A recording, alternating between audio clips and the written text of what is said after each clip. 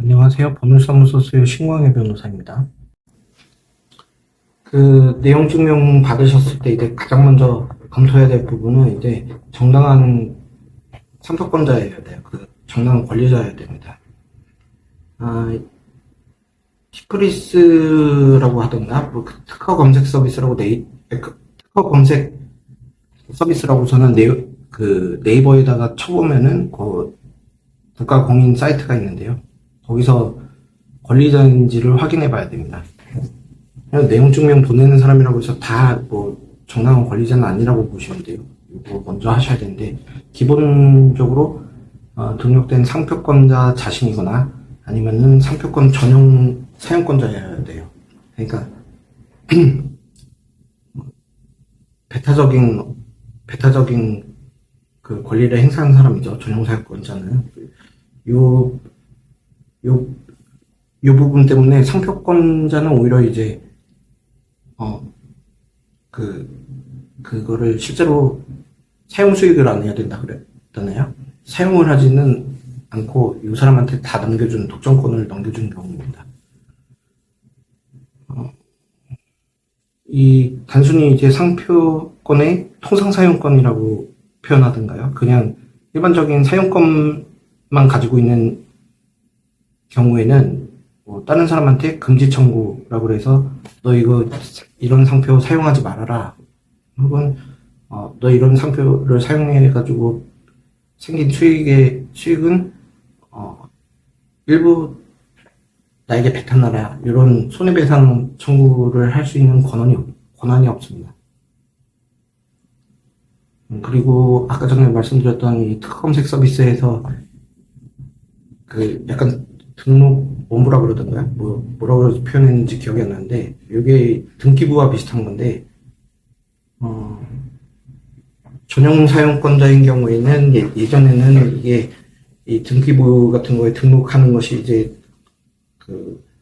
효력 발생 요건이었던 적도 있다고 그러던데, 지금은 대항 요건일 뿐입니다. 그래서 계약의 성립만으로, 라이센스 계약의 성립만으로 그냥 계약서만 있으면 되는 거거든요. 이 부분은 등록원부에 나오지 않기 때문에 한번 해봐야 되는 부분이긴 합니다.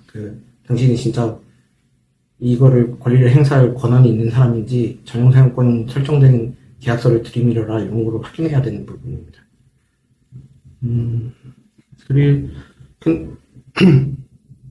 근데 어쨌든 간에 보통 일반적으로는 상표권자로 이제 등기부 비스무리한 거 뭐라고 등록원부라고 그러나? 하여튼 거기에 티프리스에 검색되는 내용 안에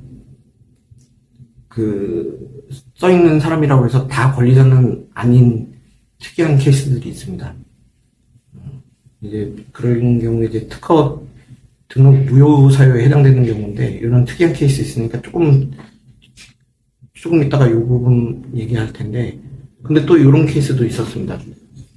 얼마 전에 이제 권리자 입장이었어요. 내용 증명을 받은 입장이 아니라 권리자 입장에서 내가 이런 상황에 상표를 어떤 훼손하는 이런 행위들이 있는데 이거를 저지하고자 한다, 그러면서 상담 요청 온 것이 있었는데, 총판권자라고 해야 될까요?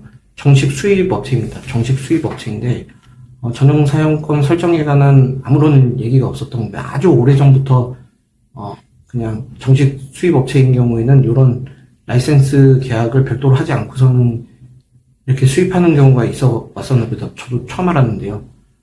그런 분이 이제 상담 요청한 적이 있었는데, 요 경우에는 내용 증명 같은 걸 보내고 이럴 권한이 어떻게 보면은 좀 없다고 볼 수 있는 이런 케이스였습니다. 그런 특이점이 있으니까 어쨌든 정당한 상표권 권리자인지 이 부분은 확인해봐야 되는 부분이 있고요. 이제 이 사유가 실제로 제가 했던 것 중에 이제 요거 관련해서 있었던 게 지금 잠깐 요거 하려고서는 보니까 벌써 2년 전에 있었던 일이더라고요. 병행 수입입니다. 병행 수입 사건이었는데, 외국에서는 나름 확인해 보니까 키프리스 아까 전에 사이트 말씀드린 그 사이트에서 보면 해외 상표도 검색할 수 있습니다. 그래서 우리나라의 그 내용 증명을 받은 케이스였는데 어느 변리사님이 이렇게 보내신 거였어요. 그 대신해가지고 근데 그분 키프리스에서 확인해 보니까 국내 상표권자는 맞아요. 근데 해외에서 좀 유명하다는 그런 얘기를 하셨었거든요. 이 상담자분이. 그래서 그 내용을 확인해 보니까 해외에서도 등록돼 있어요. 근데 다른 사람인 거죠. 그러니까 원래 진정상품의 병행 수입 딱 그 논리가 해당되기 위해서는 딱 거기서 말하는 그 인터넷 보면 굉장히 많이 나올 건데요. 딱 그 논리가 해당되려면은 해외 등록 상표권자와 국내 등록 상표권자가 동일할 때 딱 그 논리가 되는 것이고요.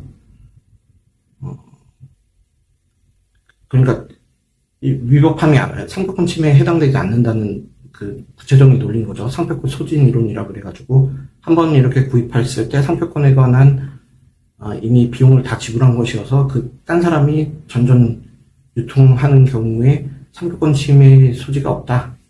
이미 상표권에 관한 권리는 소진되었다. 없어졌다.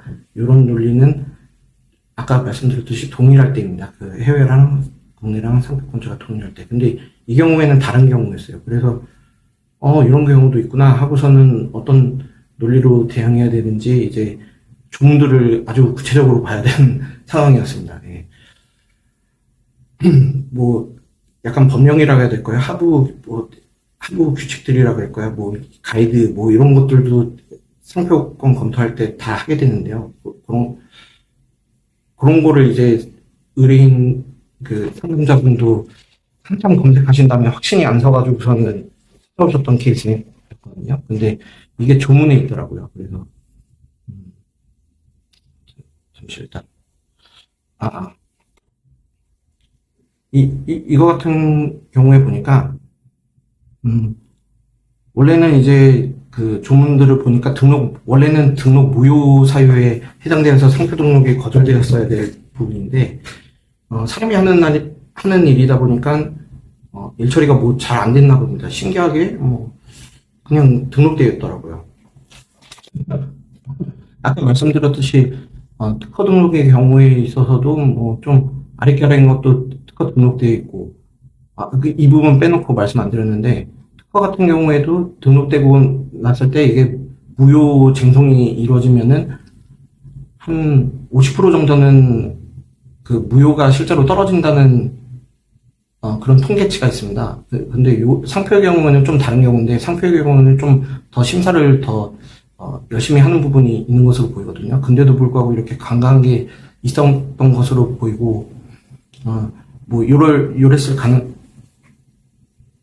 가능성도 있는 것이고 또 하나는 해외 상표권자와 국내 상표권자와의 관계에 있어서 어떤 라이센스가 부여되어 있는 가능성도 뭐 없지는 않습니다. 그런다고 하더라도 잠시만요. 다시 이어서 말씀드리자면은 그런 둘 간의 관계로 인해서 상표 등록할 권한이 부여되어 있다 하더라도 이 경우에는 진정상품의 병행 수입 케이스였기 때문에 상표권 침해가 되지 않을 만한 사안이긴 했는데요. 어쨌든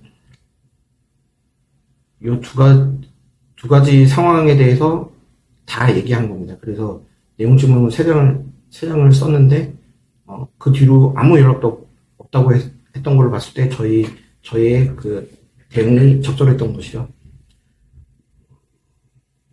이제 그 논리를 말씀드리자면은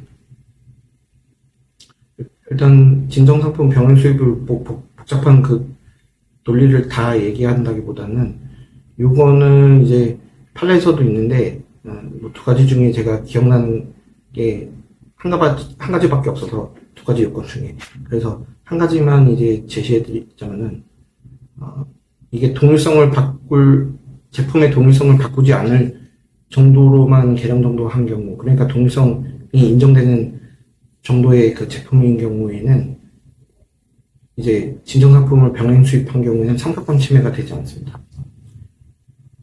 그리고 또 이 병행 수입의 경우에는 또 문제될 수 있는 것이, 예를 들어서 대리점인 것처럼 가짜 광고를 외부적으로 표출하지 않은 이상은 이 상표권법과는 다르게 부정경쟁 방지법 위반 소지가 있는데요. 근데 요런 아까 말씀드리는 그런 상황이 아닌 이상이야 부정경쟁 방지법 위반 소지도 없게 됩니다.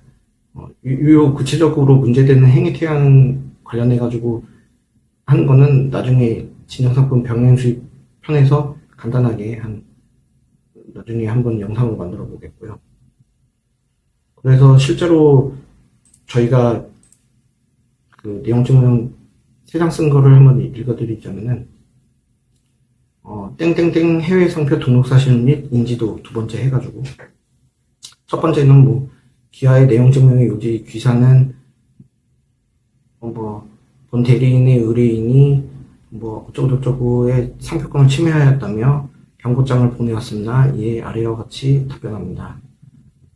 그러면서 2항 해가지고, 해외 상표 등록 사실 및 인지도. 본 대리인이 확인한 바에 따르면은, 땡땡땡사는 미국에서, 몇 년경부터 상품 판매 시작하여서 그 이후 한 2년 뒤쯤 언제경 기아의 표정과 거의 동일한 표정을 출원하여서 그 뒤로부터 1년 정도 뒤에 그 상표 등록을 완료한 것으로 확인되고 지정 상품도 기아의 것과 동일 유사합니다.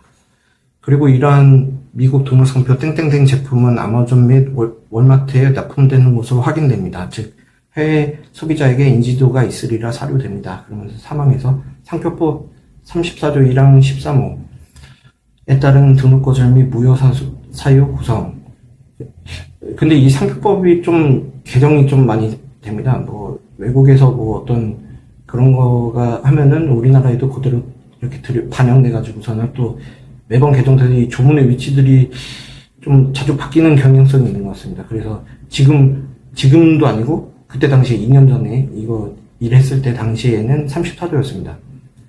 사실이 이 항과 같다면은 기아의 상표는 상표법 34조 1항 13호에 따라서 국내 또는 외국인 수요자가 특정인 상품을 표시하는 것이라고 인식되어 있는 상표와 동일 유사 상표로서 등록 거절되었어야 마땅하나 특허청의 업무 처리상 현실적 한계로 이미 등록되어 버린 이상 상표법 117조 1항 1호에 따라 무효 심판의 대상이 된다고 할 것입니다. 하면서 탄시가 2012 후 672인데요. 여기에 징표가 있습니다. 그래서 부정한 목적으로 이제 외국의 수요자가 특정인 상품을 표시하는 것이라고 인식되어 있는 것과 동일 유사한 상표를 이제 했을 때는 무효 사유가 되고 등록 거절 사유가 되고 이런 내용입니다. 이제 부정한 목적이 있는지에 관한 그 징표 이 판시가 있는데요. 그거를 이렇게 설치한 거를 딱 따오면서 귀하께서 미국의 땡땡땡사와 교섭이 진행되었다든지 전용 사용 권을 획득하려는 노력이 있었다고 기대하기 어렵고 미국의 땡땡땡 상표와 귀하의 등록 상표의 표장이 외관 호칭 관념상 거의 동일한 사정. 귀하의 상표 출원 일도 불과 얼마 되지 아니한 제가 일했을 당시로부터 한 7개월 전인 것 같아요. 그때 상표 출원된 점 등을 비춰볼 때 부정 목적을 가지고 등록하였으리라 생각됩니다.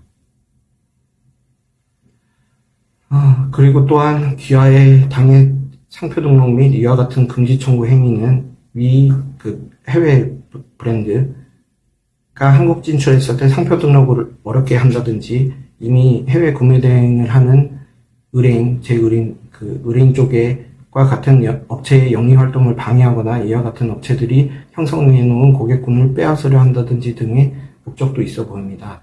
그래서 사항 의뢰인이 진정상품 구매 대행 행위 설령 귀하가 미국 소재 땡땡땡사와 특정 관계를 맺어 국내 상표 사용 독점권자라 치더라도 의뢰인의 해외 구매 대행 행위는 진정상품 그대로의 병영 수입에 해당되어 아무런 위법함이 없다고 할 것입니다. 독점 대리점 등의 표시 내지 광고도 전혀 없었기에 부정경쟁 방지법상 영업주체 혼동행위에도 해당될 여지도 전혀 없습니다. 결론. 우왕처럼 따라서 어느 면에서 보든 의뢰인은 기아의 무효인 상표권 권리 행사에 대하여 응할 이유가 없다고 사료됩니다. 의뢰인에 대하여 업무방해가 이뤄질 우려가 있사오니 더 이상의 권리 행사를 중지하여 주시기를 간청합니다. 그러면서 뭐 어쩌고저쩌고 뭐 일반적인 내용 증명에서 하는 뭐 이런 내용으로 구성해서 썼던 겁니다. 그래서 그 뒤로는 그거 했는데요. 뭐 지금 어쨌든 진정한 권리 상표권자인지에 관해서 얘기하면서 아까 전에 썰픈 거 다 치면 한 20분이 넘어갔는데 30분이나 되는데 여기서 중단시켜버리고 그 뒤에 하고자 했던 말은 다음 영상에서 이렇게 나눠서 하겠습니다.